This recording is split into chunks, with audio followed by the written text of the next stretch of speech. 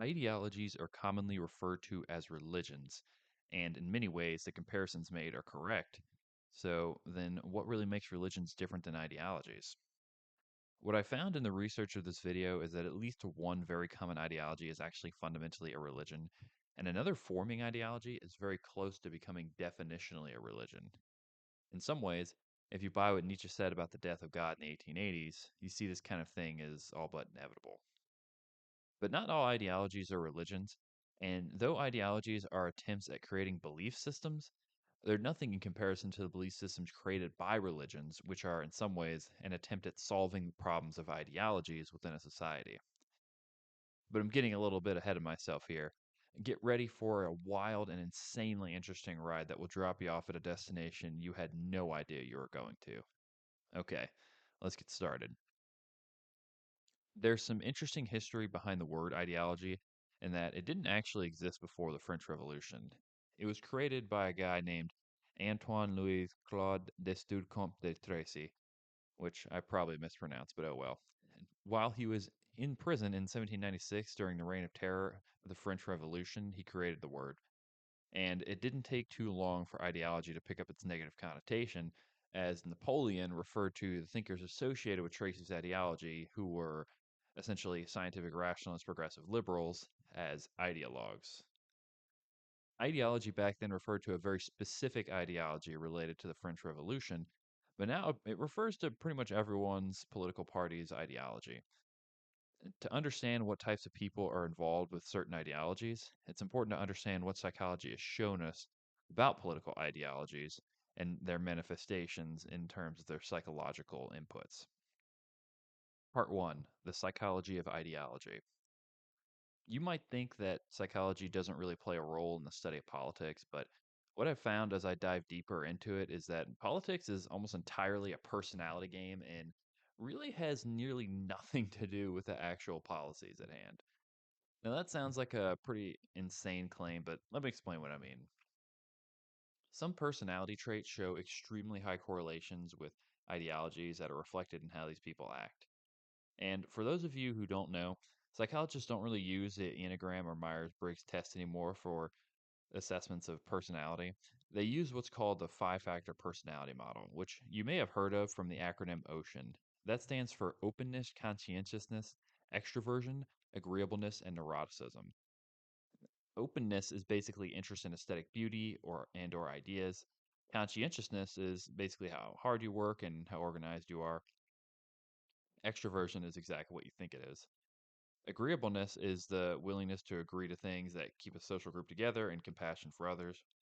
And neuroticism is basically how much do you freak out about small problems in your life in comparison to others. What psychologists found is that liberals and conservatives are wildly different on two of these personality factors, that being openness and conscientiousness. Conservatives tend to be high in conscientiousness and low in openness, and liberals tend to be high in openness and low in conscientiousness. The other personality traits have pretty small effect sizes in that they're just not that highly correlated with conservatism or liberalism, although agreeableness has been found to be high in hyperliberals, aka leftist. This is important to know before comparing religions to ideologies, because by knowing that ideologies essentially attract people of a certain personality type, we can infer that politics is essentially just groups of people with relatively similar personalities making group decisions together. And those personalities are about 50% biologically determined, meaning that ideology itself is partly biological, which is honestly one of the most shocking things to me that most people don't seem to really get. What this means is that politics isn't really about the debate of the merits of abstract ideas, because those ideas are simply products of your personality and how you see the world. And you have preferences for certain real world actions based on your personality. This gets even more interesting when you consider the ideas of social psychologist Jonathan Haidt. He wrote a great book called The Righteous Mind that theorized that there are different moral foundations that societies and ideologies are built upon. And what he showed is that people who have different ideological preferences have different moral foundations. The underlying moral values Haidt talks about are care slash harm, fairness slash cheating, loyalty slash betrayal, authority slash subversion, sanctity slash degradation, and liberty slash oppression. Conservatives tend to be pretty balanced between all of these values with a slight emphasis on authority and sanctity, while liberals tend to be high in care slash harm and fairness slash cheating and liberty slash oppression. Leftists are just like the liberals, except they're extremely high in those same categories. What all of this psychological data means is that people of different ideologies value different things and even prefer to focus on different facts.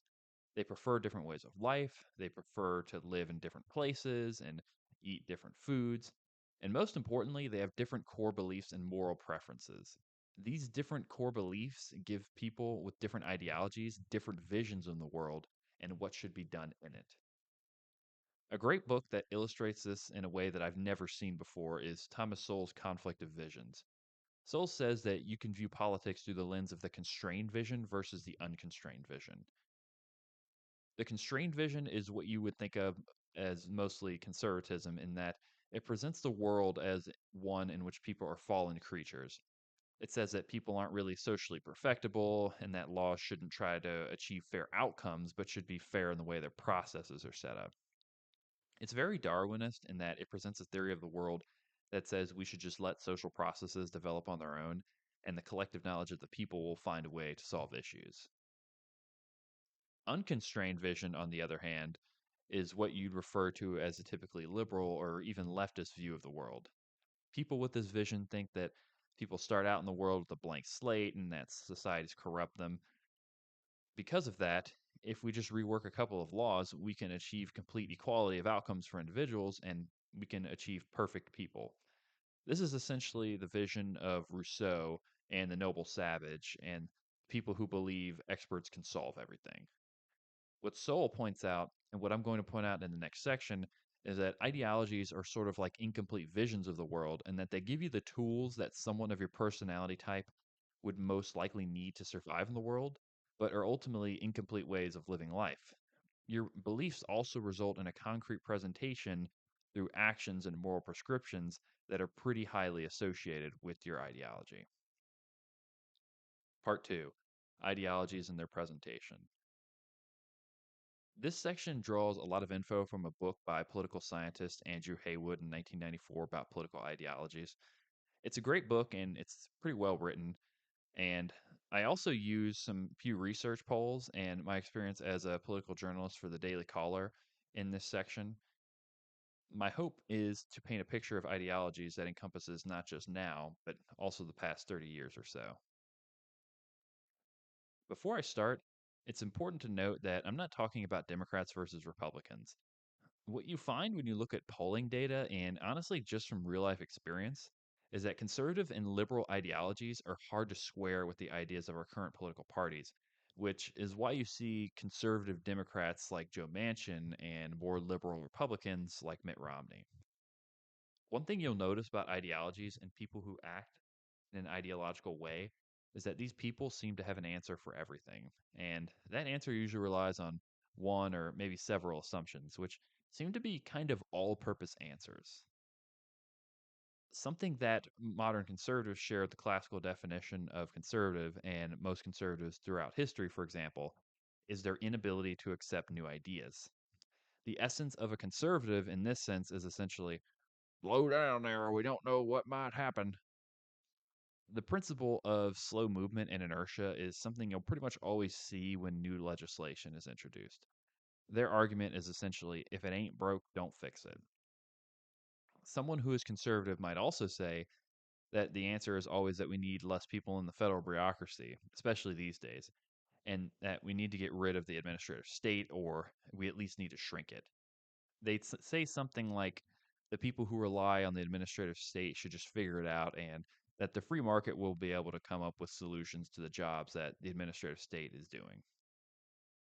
Most conservatives are also not in favor of welfare programs and argue that people should simply find work to support themselves. This is an attitude that you see reflected throughout their entire ethic. The answer to hard times is pretty much always, you just need to work harder, bro. What's interesting here is that there are many counter arguments, as there pretty much always are with ideological arguments, but whether or not they're right is not really the point. The point is that these are pretty much always the arguments that conservatives will use.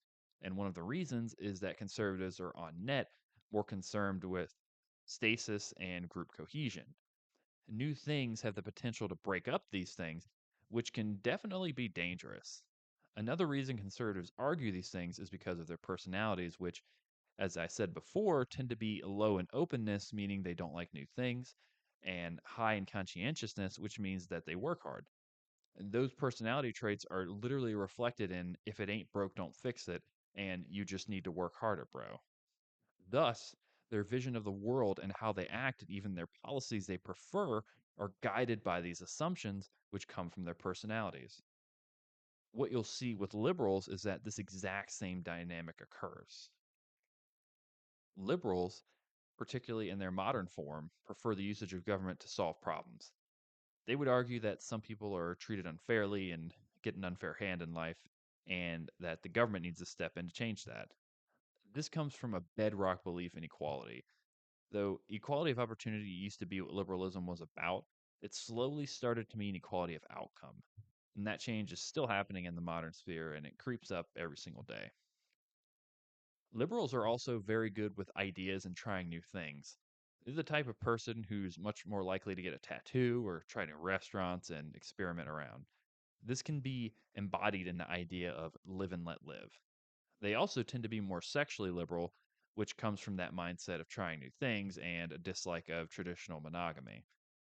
They're also inherently distrusting of hierarchies in that they're more likely to say that the old hierarchy needs to be dismantled so that the new people can come in. This is also reflected in liberal views on immigration in that they tend to heavily support it in the polls. What all of these things reveal about liberals is that they believe in trying new things in the world. So, when you ask a liberal a conservative coded question like, why would we want to change how this works if it's already working well? They might answer something like, what if it could work better? This reflects their high trade openness and reveals a vision of a world of possibilities, but one that's often not connected with reality. The picture I'm trying to paint here is a glass half full and a glass half empty. From the conservative point of view, their vision is of a glass half full, and the liberals' world is half empty. And from the liberals' point of view, their glass is half full and the conservatives are half empty. From the eyes of a more objective observer, both of these people have one full cup of water when you put them together. So, if you combine both visions, it's much easier to see all of the facts and to act in the world. Philosopher David Hume once said, you can't derive an ought from an is. And what this means is that you can't create morality from the facts of the world because there's just too many facts. People who are taken by an ideology tend to only see the facts given to them by that ideology and thus can't act as effectively as they could if they had a higher orienting value, like that of the truth, for example. What we'll see in the next section is that what religions often attempt to do is to give you a solution to every issue, just like ideologies do, but often in a way that's more adaptable to the scenario. Religions are really fundamentally an attempt to see the full glass of water. And there's also several technicalities that ideologies don't cover that religions do that we're going to go over. Part 3, Religions and Their Presentations. Emil Durkheim, one of the great scholars of religion, has an infamous definition in his book, Elementary Forms of a Religious Life. He essentially says that a religion is a unified system of beliefs and practices that defines sacred things and profane things, and it has beliefs and practices which everyone participates in that unifies everyone into a single moral community, usually called a church. This is a great technical definition of religion, and it automatically rules out some of the ideologies we talked about earlier because, there's no churches of conservatism or liberalism, and liberals and conservatives don't really have rituals around sacred things. Really, in many ways, religion is an attempt at solving the problem of ideology, and the many sects of Christianity show that religion can be adapted to certain mindsets by focusing on different aspects of the religious text and with different practices. With Christianity, you often see that certain sects of the religion find themselves with different outward presentations that seem to appeal to certain ends of the political spectrum. Think about how you don't often see Catholic churches with an LGBTQ flag hanging in their windows, but you see these quite often at Methodist or Unitarian churches. Catholic churches also tend to have a very heavy emphasis on learning about the text and specific rituals and traditions, whereas many Protestant churches simply encourage weekly attendance. Some churches, like Methodist and Unitarian, have broken heavily with tradition and have even allowed gay pastors and preachers. Though these churches have different outward presentations, many of the rituals performed within the church are the same. Many, if not all, denominations of Christianity, for example, consume the blood and body of Christ at every church service. This usually comes in the form of grape juice and bread at the end of every service. They also usually sing hymns and songs praising Jesus and God and honoring his name throughout the service. Most Christian churches also have sermons from a preacher, which are meant to take the teachings of the Bible and express the meaning in a way that carries over to modern day life. With Christianity up until really the late 1970s, the vast majority of the United States identified as Christian. This was the same in Western Europe up until about that time. This is important because if we're going to think about religion as a system of beliefs and practices with the moral community, it's important to note that the so called moral community tends to be nearly the entire country, if not a very large portion of the population.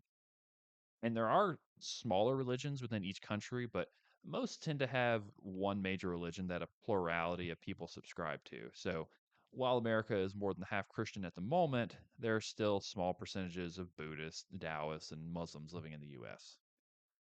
Now, despite all of the wide variation in the outward presentations of Christian churches, they still fundamentally focus on belief in Jesus Christ.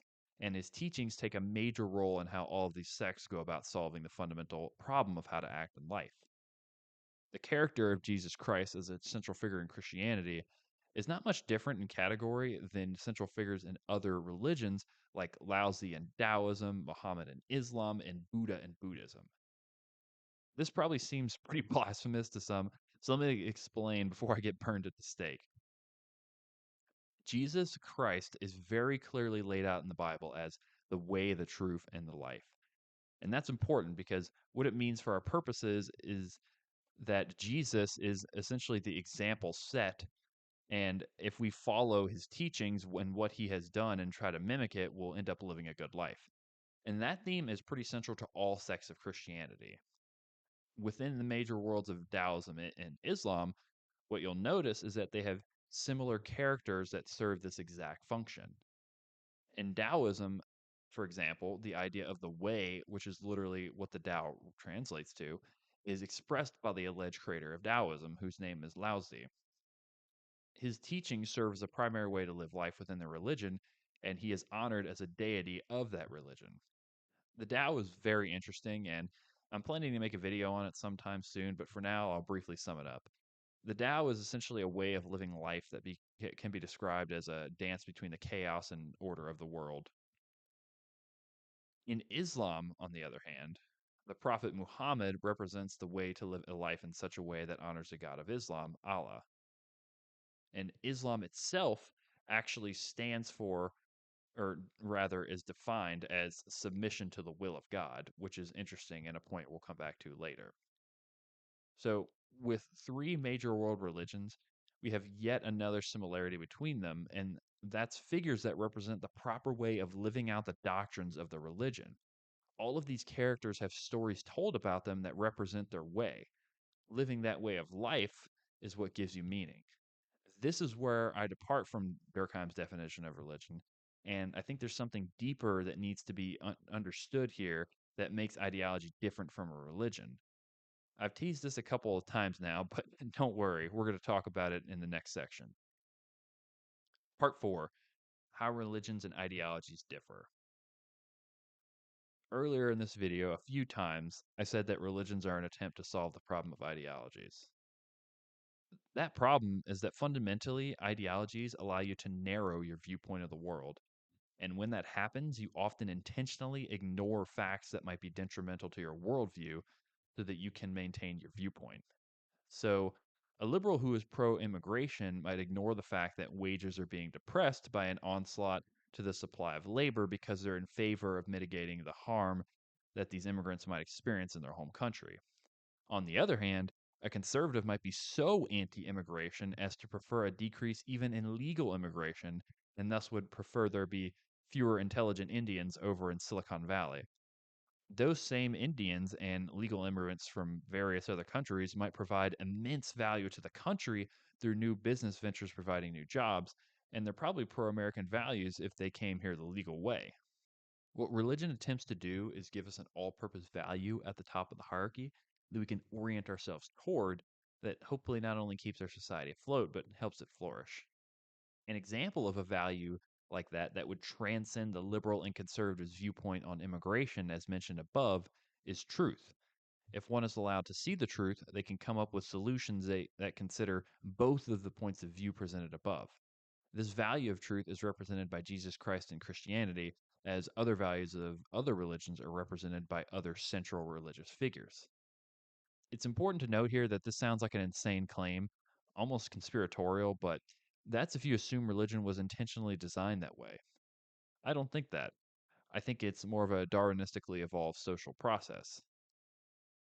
Jordan Peterson talks about this in his book Maps of Meaning, which essentially lays out complex neuropsychological principles onto religious teachings and shows that religions are kind of evolutionary developed systems for acting in the world that transcend all possible problems. He likes to say that you need to solve the problem of problems, which essentially is what Jesus Christ does, as other religious figures do. By the way, I'm planning on making a video to discuss this book in more detail, so stay tuned for that.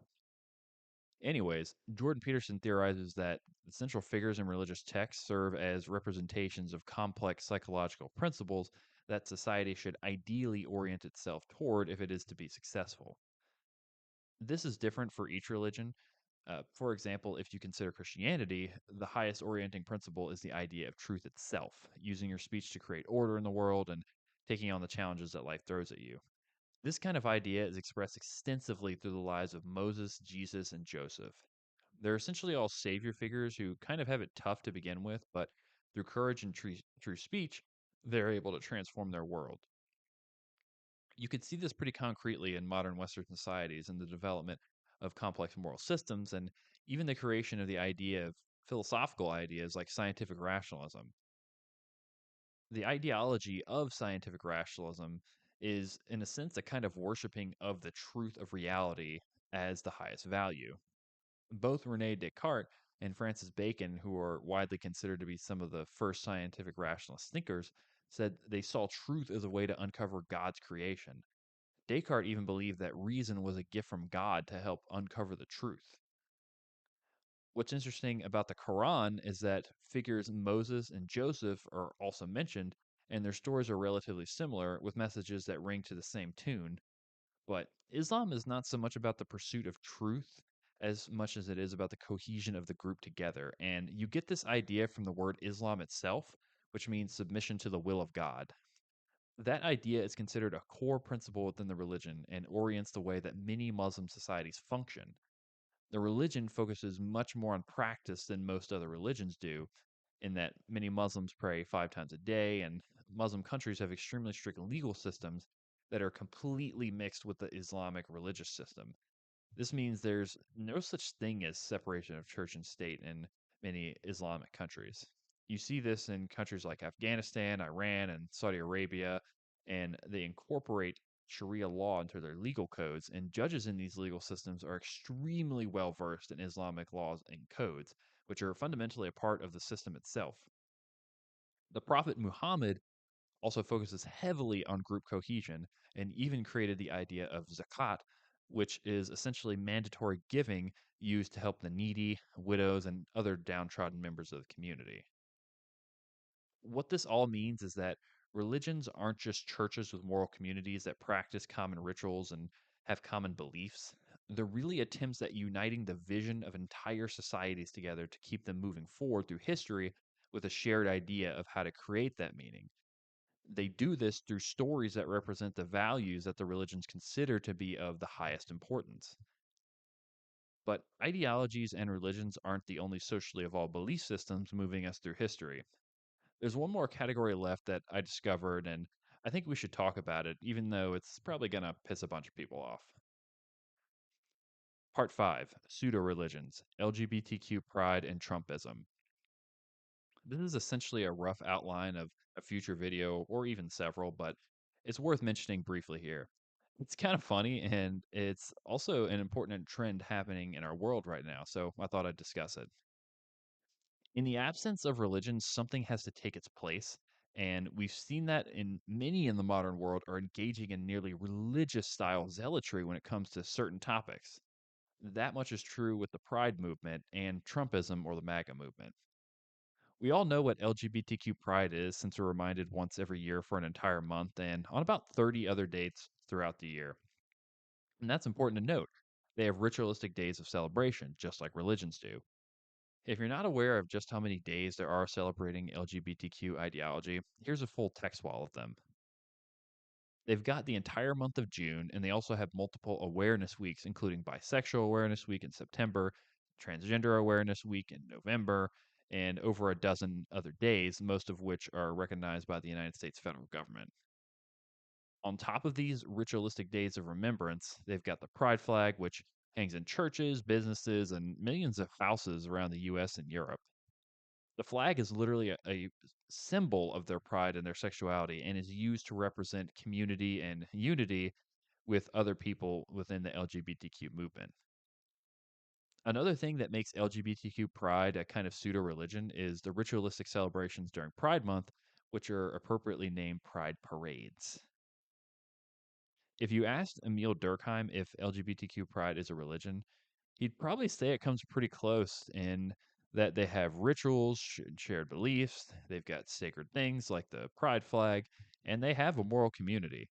They just don't have churches where they meet together weekly unless you count gay bars. They also have a Petersonian uniting value in the value of pride. Okay, now let's take some shots at the right. I'm no objective observer here, and you're probably able to figure out that I'm basically center right. That being said, some people in the MAGA movement have gone insane. Some people in the block of voters supporting Trump are so pro Trump that it doesn't even matter what he says. They just agree with what he says. They also love his abrasiveness and aggressiveness. And I heard sometime a long time ago that Trump was essentially a middle finger to the establishment. And I think that's pretty much right. And that's the value that he represents. He represents rebellion against the machine. Many of his most dedicated voters feel the exact same way in that they're people from the Rust Belt of the US who've been kind of left behind by globalization and feel like they've been betrayed by the elites who run the country. Many of these very people go to dozens of Trump rallies. When you listen to interviews with many of the rallygoers, you often find that many say just this. What you also notice about the crowds is that they all wear red Make America Great Again hats, and it seems like a symbol of solidarity and community within the crowd. But these things didn't really solidify the idea of MAGA or Trumpism as a pseudo religion for me until a few weeks ago when someone attempted to, unalive him. The shooter narrowly missed Trump and hit his ear, resulting in a small hole. Afterward, he wore a small patch on his ear, and what you saw after he did that is that many of the rallygoers started putting patches on their ears, just like Trump did. This combined with the other facts showed me that the ideas of Trump and his rallies are essentially functioning for these very frequent rally goers as a kind of sit in for religion. The rallies both establish their moral community and give them rituals to perform together with each other, and they have a uniting value in that they all rally behind, which is rebellion against the system. They also even have a figure which represents those values in Trump. Things like the LGBTQ pride movement or Trumpism and the MAGA movement are pretty inevitable if you believe in the ideas of Nietzsche. And what Nietzsche said in the 1880s is that as a consequence of the collapse of religion, many things would happen, including nihilistic hedonism, which is what we see in the LGBTQ pride movement. And he also said that we'd eventually see an Ubermensch or Superman who fills the void and creates new values for our society to build itself upon. Now, I don't think Trump is quite an Ubermensch here, but I do think he's a precursor to new values. Because after all, you do need a rebellion in order to reach the point where new values can be created. All right, guys, thanks for watching. That's A Priorism. Make sure to like, comment, and subscribe. And I hope I can see you guys soon on some other videos. Peace.